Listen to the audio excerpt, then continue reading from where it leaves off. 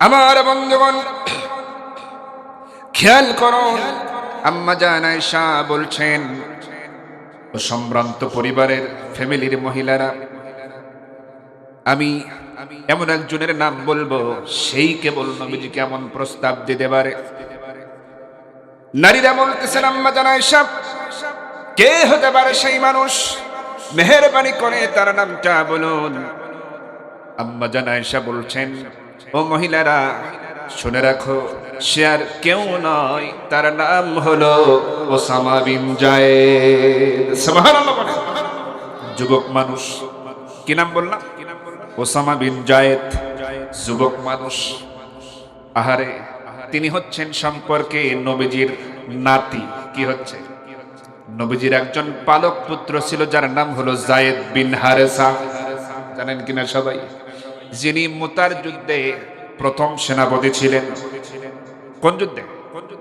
মুতার যুদ্ধে তিনজন সেনাপতির নাম নবীজি ঘোষণা করেছিলেন। জানেন নাকি সবাই? নাকি ভুলে গেছেন? তিনজন সেনাপতির নাম ঘোষণা করেছিলেন মুতার যুদ্ধের জন্য। এর প্রথম নাম্বার সেনাপতি হলো হযরতে জায়েদ বিন হারেসা। বলবো নাকি ওই দুই একটা কথা? বলবো। তাহলে তার একটু ঘটনাটা বলে নেই। যুবক ওসামা বিন জায়েদের যিনি পিতা ছিলেন জায়েদ বিন হারেসা, তার সন্তানই হলো এই ওসামা। জায়েদ বিন হারেসা নবীজির হলো পালক পুত্র, যাকে নবীজি মুতার যুদ্ধের জন্য প্রথম নাম্বার সেনাপতি ঘোষণা করেছিলেন। আমার বন্ধুগণ, ইতিহাসের সাক্ষী হয়ে আছে। যুবক ভাইরা যারা ইসলামের ইতিহাস জানেন না, এই ইউটিউব, এই ফেসবুক, গুগলের যুগে মেহেরবানি করে একটু কষ্ট করে একটু শুধু সার্চ দিবেন যে মুতার যুদ্ধের ইতিহাস জানতে চাই, সব তথ্য পেয়ে যাবেন। মুসলমানদের সাহাবীদের ভিতর থেকে আমার নবীজি বাছাই করে নিয়েছিলেন মাত্র 3000 সৈন্য। কতজন? মাত্র 3000। লড়াই করতে হবে রোমানদের সাথে। রোমানেরা হলো 1 নয় 2 নয় 2 লক্ষ রোমান সৈন্য। চিন্তা করেন, কোথায় 2 লক্ষ আর কোথায় 3000? এটা কি হিসাবে মেলানো যায় নাকি? কখনো মেলানো সম্ভব হবে না। কিভাবে এটা সম্ভব যুদ্ধ করা? আমার নবীজি এই যুদ্ধের ময়দানে তিনি নিজে যান নাই। এই জন্য নবীজি 3000 সাহাবীকে সামনে হাজিরি করে বললেন, মুতার প্রান্তরে চলে যাও। কারণ হলো, আমার রাষ্ট্রদূত হারেস ইবনে উমাইরকে তারা হত্যা করেছে। নিয়ম হলো, কোন দেশের কোন রাষ্ট্রদূতকে হত্যা করা এটা একেবারেই হারাম। এটা করা যাবে না। এটা হলো আন্তর্জাতিক আইনের লঙ্ঘন। আমি নবীর পক্ষ থেকে যেই চিঠি বহন করে যে রাষ্ট্রদূত চলে গেল, রোমানেরা তাকে হত্যা করেছে, ইসলামের বিরোধিতা করেছে, তা না করে কিন্তু এই পত্রবাহী এই দূতকে কেন হত্যা করলো? প্রস্তুতি নিয়ে নাও, মুতার প্রান্তরে লড়াই করা লাগবে রোমানদের সাথে। 3000 সামনে প্রস্তুত। আমার নবীজি বললেন, শোনো সাহাবীরা, এই জিহাদের ময়দানে তোমরা সেনাপতি হিসেবে প্রথম যাকে অনুসরণ করবে, প্রথম যাকে আমি দায়িত্ব দিতে চাই, সে আর কেউ নয়, সে হচ্ছে আমার পালক পুত্র জায়েদ। সুবহানাল্লাহ। জায়েদ, তুমি এই 3000-এর মধ্যে সাহাবীদের মধ্যে জায়েদ আছে নাকি দেখো তো সবাই। হযরতে জায়েদ বিন হারেসা লাফ দিয়ে দাঁড়ালেন, বললেন, ইয়া রাসূলুল্লাহ লাব্বাইক, আমি উপস্থিত আছি, শুনতেও পেরেছি আপনি আমাকে সেনাপতি হিসেবে নাম ঘোষণা করেছেন। এবার নবীজি বললেন, শুনে রাখো সাহাবীরা, জায়েদ যদি এই যুদ্ধের ময়দানে শহীদ হয়ে যায়, তাহলে 2 নম্বরে সেনাপতির দায়িত্ব যে পালন করবে, সে হচ্ছে আমার চাচাতো ভাই জাফর বিন আবু তালেব। আল্লাহু আকবার। আমার ভাইয়েরা, এমন কথা নবীজি যখন বলছেন, সাহাবীরা একে তো যুদ্ধের ভিতরে ঈমানি জোশ, আবার তারা আশ্চর্য হচ্ছেন। নবীজি তো ইতিপূর্বে একের পরে এক তো সেনাপতির নাম ঘোষণা করেন নাই। সেনাপতি তো একজনই হয়। নবীজি একে একে নাম বলা শুরু করতেছেন। তার কারণ কি? নবীজি বলতেছেন, সাহাবীরা শুনে রাখো, এই জিহাদের ময়দানে আমার পালক পুত্র জায়েদ যদি শহীদ হয়ে যায়, 2 নম্বরে সেনাপতির দায়িত্ব পালন করবে, ঝান্ডা ধরবে আমার চাচাতো ভাই জাফর বিন আবু তালেব। সেও যদি শহীদ হয়ে যায়, এরপরে তৃতীয় নম্বরে সেনাপতির দায়িত্ব পালন করবে আমার সাহাবী আব্দুল্লাহ ইবনে রাওয়াহা। আল্লাহু আকবার। এরপরে নবীজির বলা এখনো শেষ হয় নাই। সবাই চিন্তা করতেছেন আল্লাহর নবী এটা কেমন বলতেছেন। একে একে কয়েকজনের নাম সেনাপতি ঘোষণা করলেন। আরো মনে হয় বলবেন। নবীজি বলতেছেন সাহাবীরা রে, এই তিনজন যদি শহীদ হয়ে যায় তাহলে তোমরা যারা দায়িত্বে থাকবে তোমাদের মধ্যে পরামর্শ করে আরেকজন সেনাপতি তোমরা যুদ্ধের ময়দানেই বানায়া নিও। আল্লাহু আকবার। আমার বন্ধুগণ, সাহাবায়ে কেরামদের কারো বুঝতে বাকি রইল না। নবীজি যেহেতু একে একে কয়েকজনের নাম সেনাপতি ঘোষণা করেছেন, এর মধ্যে তো কেউ বেঁচে ফিরবে না, সবাই তো শহীদ হয়ে যাবে এটা নিশ্চিত। কারণ একের পরে এক সেনাপতির নাম তো ইতিপূর্বে কোন যুদ্ধে ঘোষণা করা হয় নাই। তাহলে বোঝা গেল নিশ্চিত তারা শহীদ হয়ে যাবে। হযরত যায়েদ, হযরত জাফর বিন আবু তালিব, হযরত আব্দুল্লাহ বিন রাওয়াহা তারাও মনে মনে বুঝে ফেলেছেন মনে হয় আমাদের জন্য শাহাদাত অপেক্ষা করতেছে। এবার নবীজি বলতেছেন, ও সাহাবীরা, সেনাপতি হিসেবে যাদের দায়িত্ব দিয়েছি আর সাধারণ সৈন্য যারা আছো সবাই পরিবার থেকে দোয়া নিয়ে আসো, বিদায় গ্রহণ করে এসো। জীবনে আর যদি দেখা না হয়ে যায়, যদি শহীদ হয়ে যাও, এই জন্য শেষ বিদায়টা তোমরা গ্রহণ করে নিয়ে এসো পরিবার থেকে। এমন কথা শুনে হযরতে যায়েদ বিন হারেসা তিনি বললেন, ইয়া রাসূলুল্লাহ, আপনি তো আমার পিতা, আপনি আমার নাম ঘোষণা করেছেন, আপনার কাছ থেকে আর কি অনুমতি নেব? আর যেখানে বসে নাম ঘোষণা করছেন পাশেই তো আম্মা জান আয়েশার ঘর। ঘরের মধ্য থেকে আম্মা জান আয়েশা অবশ্যই সমস্ত কথা শুনে ফেলেছেন। আমি আম্মা জান আয়েশার কাছে অনুমতি চাচ্ছি, অবশ্যই তিনি অনুমতি দিবেন। ইয়া রাসূলুল্লাহ, এই মুহূর্তে আমি মুতার যুদ্ধের সেনাপতি হিসেবে নিযুক্ত হয়ে নিজেকে ধন্য মনে করলাম, প্রস্তুত হয়ে গেলাম, শাহাদাতের পেয়ালা পান করার জন্য রেডি হয়ে আছি। এবার হযরত জাফর বিন আবু তালিব তিনি বলতেছেন, ইয়া রাসূলুল্লাহ, ইয়া হাবিবাল্লাহ, আমিও এখান থেকে রওনা দিতাম, কিন্তু আমার ছোট ছোট বাচ্চারা আছে, আমার স্ত্রী আছে, অন্তত তার কাছ থেকে একটু ক্ষমা চেয়ে আসা দরকার। এই বলে তিনি রওনা করলেন বাড়ির দিকে। হযরত আব্দুল্লাহ বিন রাওয়াহা তিনি তো ওই দিন বিবাহ করেছেন, নবীজি ডাক দিয়েছেন বিয়ে বাড়িতে, তার ওই বিয়ে সম্পন্ন হয়েছে, আত্মীয় স্বজন এখনো চলে যায় নাই। এই অবস্থায় তিনি নবীজির ডাক শুনে এই মজলিসে তিনি হাজিরা দিয়েছেন। এবার তিনিও বলছেন, ইয়া রাসূলুল্লাহ, সবে মাত্র বিয়ে হলো, আত্মীয় স্বজন এখনো বাড়িতে ভরপুর, আমি একটু অন্তত স্ত্রীর সাথে এখনো পর্যন্ত দেখাই হয় নাই, একটু অন্তত কথাটা বলে আসি, মেহেরবানি করে একটু অনুমতি দেন। নবীজি বললেন, চলে যাও, সবাই যে যার মতো অনুমতি নিয়ে আসো। হযরত যায়েদ বিন হারেসা অনুমতি হয়ে গেল সেখানে। হযরত জাফর বিন আবু তালিব তিনি চলে গেলেন বাড়িতে গিয়ে এবার দরজায় নক করলেন। নক করে বলতেছেন, গো স্ত্রী, দরজাটা খোলো। স্ত্রী ভিতরে কোরআন তেলাওয়াত করতেছিলেন, দরজাটা খুলে দিলেন। স্বামীর কণ্ঠের আওয়াজ শুনে দরজা খুলে দেওয়া হলো। হযরত জাফর বিন আবু তালিব বলতেছেন, ওগো স্ত্রী, মেহেরবানি করে একটু সময়ের জন্য কোরআন তেলাওয়াতটা বন্ধ করা যাবে নাকি? এবার তার স্ত্রী বুঝতে পেরেছেন অবশ্যই গুরুত্বপূর্ণ কথা হবে, তাছাড়া কোরআন তেলাওয়াত করা বন্ধ করার কথা তো বলার কথা নয়, অবশ্যই গুরুত্বপূর্ণ কথা হবে। এই জন্য তিনি বললেন, প্রাণের স্বামী, অবশ্যই আমি পরে তেলাওয়াত করে নেব। কোরআনটা বন্ধ করলেন, বললেন, প্রাণের স্বামী কি বলবেন বলেন। এবার হযরত জাফর বিন আবু তালিব আস্তে করে স্ত্রীর হাতটা ধরলেন, আস্তে করে ওই বিছানার উপরে গিয়ে বসলেন, কাছে টেনে নিয়ে বসালেন, চেহারার দিকে তাকালেন, আর কাদো কাদো চেহারা, চোখটা তার কেমন যেন ছলছল করতেছে। স্ত্রীর চোখের দিকে তাকিয়ে বলতেছেন, স্ত্রী রে, ওগো স্ত্রী, বেশ কয়েক বছর যুগের পর যুগ ধরে তোমার সাথে সংসার করলাম।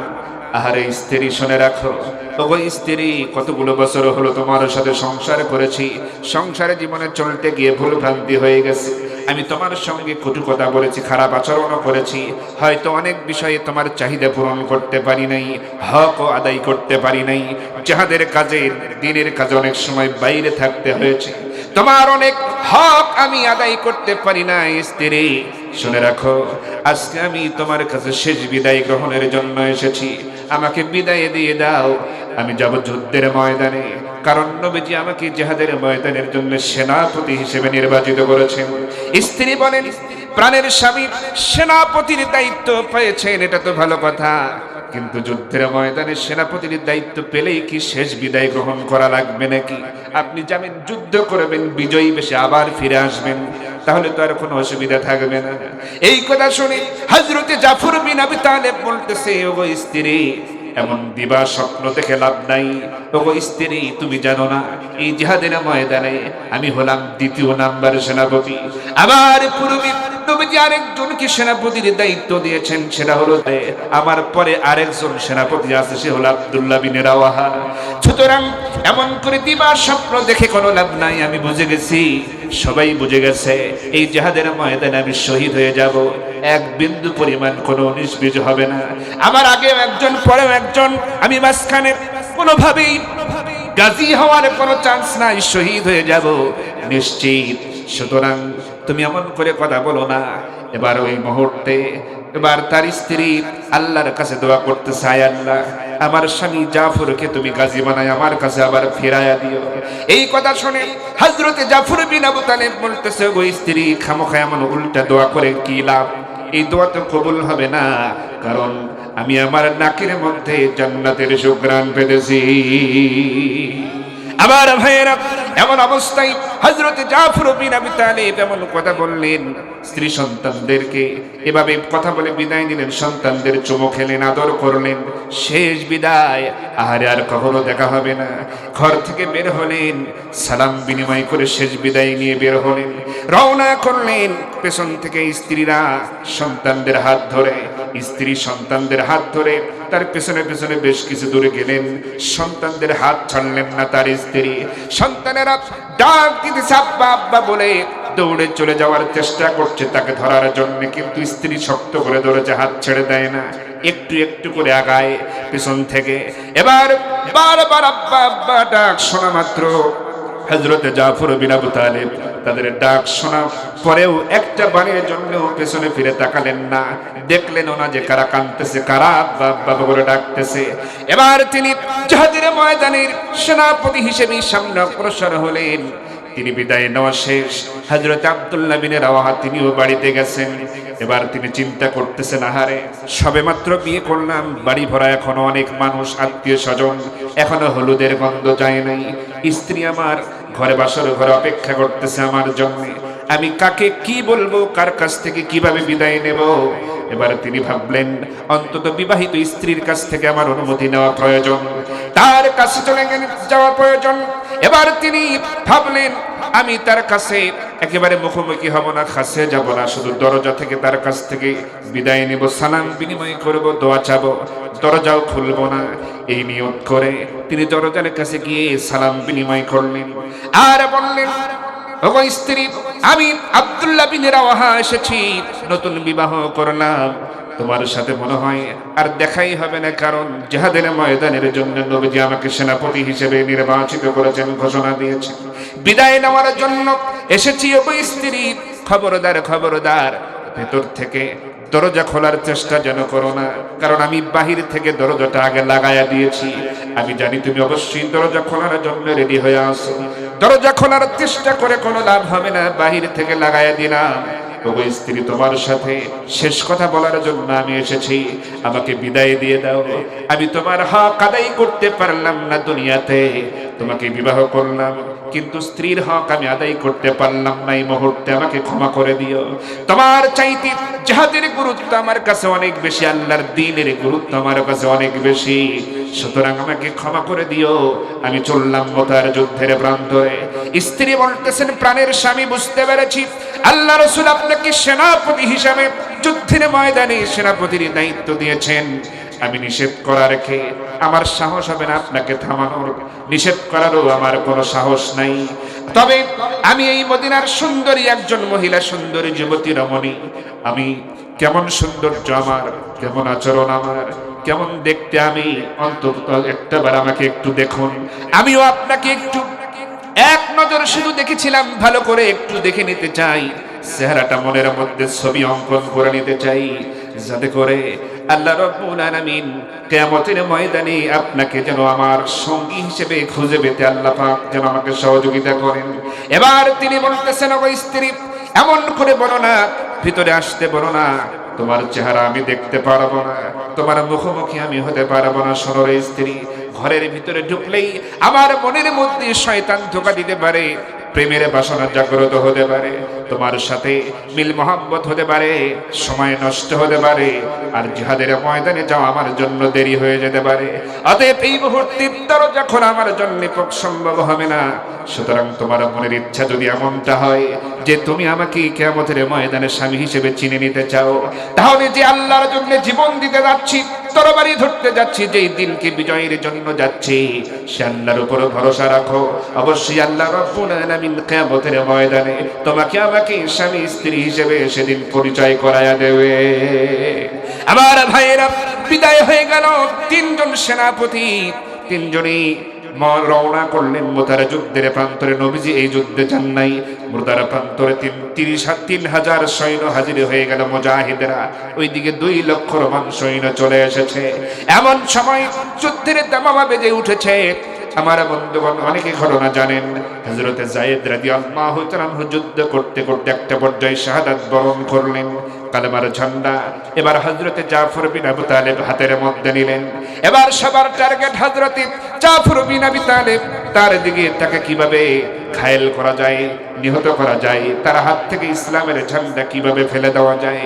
এবার সবাই মিলে তাকে টার্গেট করে আঘাত করা শুরু করে দিল। তিনি অনেক আঘাত সহ্য করলেন, বিনিময়ে অনেক কাফের বেঈমানকে দুনিয়া থেকে জাহান্নামে তিনিও পাঠায়া দিলেন। এবার অনেক কাফেররা তাকে ঘিরে ধরে আঘাত করা শুরু করে দিল। তিনি ক্ষতবিক্ষত হয়ে যাচ্ছেন। একটা পর্যায়ে তার বাম হাতখানা কাটা পড়ে গেল, ডান হাতে ইসলামের ঝান্ডা, ইসলামের পতাকাটা ধরে ফেললেন। এবার তিনি চেষ্টা করে যাচ্ছেন যুদ্ধ চালানোর এক হাত দিয়েই। এবার হঠাৎ করে ডান হাতটাও যখন তার কেটে ফেলা হলো, আর তো তরবারি ধরার উপায় নেই। আস্তে করে 2 কাটা হাতের ওই অবস্থায় তিনি ইসলামের ঝান্ডা বুকের মধ্যে নিলেন। এবার তিনি যখন আঘাতপ্রাপ্ত হচ্ছেন, তার পা পর্যন্ত কেটে নেওয়া হলো। একটা পর্যায়ে হযরতে জাফর বিন আবু তালেব তিনি শহীদ হলেন ঠিকই, কিন্তু ইসলামের ঝান্ডা কামড়ায়া, দাঁত দিয়ে কামড়ায়া উঁচু করে রেখে দিলেন, মাটিতে পড়তে দিলেন না। এমন অবস্থা দেখি হযরতে আব্দুল্লাহ বিন রাওয়াহা দৌড়ে চলে আসলেন। 2 জন সেনাপতি শাহাদাত বরণ করেছে। আব্দুল্লাহ বিন রাওয়াহা, তারই তো এখন দায়িত্ব। তিনি কালেমার ঝান্ডাটা হাতের মধ্যে নিলেন, মুষ্টিবদ্ধ করলেন, প্রাণপণে লড়াই চালিয়ে যাচ্ছেন। অনেকগুলো কাফিরকে জাহান্নামে পাঠায়া দিলেন। একটা পর্যায়ে তিনিও শাহাদাত বরণ করলেন। আহারে, শেষ বিদায় সবার জন্য শেষ বিদায় হয়ে গেল, সবাই শহীদ হয়ে গেল, শাহাদাত বরণ করলো। নবীজির ঘোষণা অনুযায়ী 3 জন সাহাবী শহীদ হয়ে গেলেন। এখন নবীজির কথা ছিল, তোমরা এই 3 জন যদি শহীদ হয়ে যায় যুদ্ধের ময়দানে, আরেকজনকে তোমরা সেনাপতি বানায়া নিও। এবার সবাই যারা জলিলুল কদর কিছু সাহাবী ছিলেন, এরপরের দায়িত্ব যারা পালন করতেছিলেন, পরামর্শ করতেছেন, 3 জনই যখন শহীদ হয়ে গেছে, এখন কে নেবে কালেমার ঝান্ডা, কার হাতে দেওয়া যায়? নবীজি তো বলেছেন আরেকজন সেনাপতি বানায়া নিতে, কাকে দেওয়া যায় এই যুদ্ধে? এবার পরামর্শ করে সিদ্ধান্ত হয়ে গেল কালেমার ঝান্ডা একজন নিতে পারবে, একজনের হাতেই দেওয়া যায়, যার জীবনে কোনোদিন পরাজয় বরণ করার রেকর্ড নাই। সুবহানাল্লাহ। সেই সাহাবী আর কেউ নয়, সে আর কেউ নয়, সে হচ্ছে হযরতে খালিদ বিন ওয়ালিদ রাদিয়াল্লাহু তাআলা আনহু। আল্লাহু আকবার। জীবনে 100টিরও বেশি যুদ্ধ করেছেন, কোন যুদ্ধে তিনি পরাজিত হন নাই। সুবহানাল্লাহ। আমার ভাইয়েরা, সাহাবীরা কালেমার ঝান্ডা সবাই মিলে তার হাতে দিয়ে বলতেছেন, আমাদের সিদ্ধান্ত হয়েছে 4র্থ নাম্বার সেনাপতির দায়িত্ব আপনি পালন করবেন। আর রাসূলের অর্ডার ছিল সেনাপতি আমরা বানায়া নিব, আপনাকে আমরা সমর্থন দিলাম, আপনি সেনাপতির দায়িত্ব পালন করে যাবেন। হযরতে খালিদ বিন ওয়ালিদ রাদিয়াল্লাহু তাআলা আর দেরি করলেন না। এমনি তিনি এমন ভাবে যুদ্ধ পরিচালনা করতেছিলেন, কাফেরদের কুল কিনারা খুঁজে পাওয়া যাচ্ছিল না। এমত অবস্থায় যখন সেনাপতির দায়িত্ব পেলেন, ইমানি জোশ আরো বেড়ে গেল। এবার তিনি তরবারি মুষ্টিবদ্ধ করলেন, বেশ কয়েকটা তরবারি ভেঙে ফেলেছিলেন এই যুদ্ধে হযরতে খালিদ বিন ওয়ালিদ। আরেকটা তরবারি হাতের মধ্যে নিয়ে আরেক হাতে ঝান্ডা নিয়ে অগ্রসর হতে শুরু করলেন। এমন ভাবে লড়াই করতেছেন, লড়াই করতে করতে এবার দেখা গেল যে সামনের দিকে অগ্রসর হচ্ছেন, তরবারির সামনে কেউ টিকতে পারতেছে না, এরকম যুদ্ধ চলতেছে। নবীজি তো আসেন নাই মসজিদে নববীতে, অনেক মুসলমান, সাধারণ মুসলমানদের সামনে নবীজি দাঁড়ানো আর বলতেছেন, শোনো মুসলমানেরা, মুজাহিদেরা, ও মদিনার লোকেরা। যখন হযরতে যায়েদ শহীদ হয়ে গেলেন, নবীজি মসজিদে নববী থেকেই বলতেছিলেন তখন যে এইমাত্র যায়েদ শহীদ হয়ে গেল। এরপরে হযরতে জাফর বিন আবু তালেব যখন শাহাদাত বরণ করেছেন তখনও বললেন এবার মুতার যুদ্ধের দ্বিতীয় নাম্বার সেনাপতি জাফর বিন আবু তালেব, তাকেও শহীদ করা হলো। এইভাবে সব আপডেট খবর নবীজি বলতেছেন, আর এটা জানায়া দিচ্ছেন আল্লাহ পাক জিবরাইল আলাইহিস সালামের মাধ্যমে। মুতার যুদ্ধে কি হচ্ছে সব ছবি নবীজির সামনে তুলে ধরা হচ্ছে। আমার নবীজি দেখলেন এবার খালিদ বিন ওয়ালিদের হাতে ঝান্ডা, ইসলামের পতাকার তরবারি। খালিদ বিন ওয়ালিদ রাদিয়াল্লাহু তাআলা আনহু প্রাণপণে এমন ভাবে তরবারি চালাচ্ছেন, লড়াই চালিয়ে যাচ্ছেন।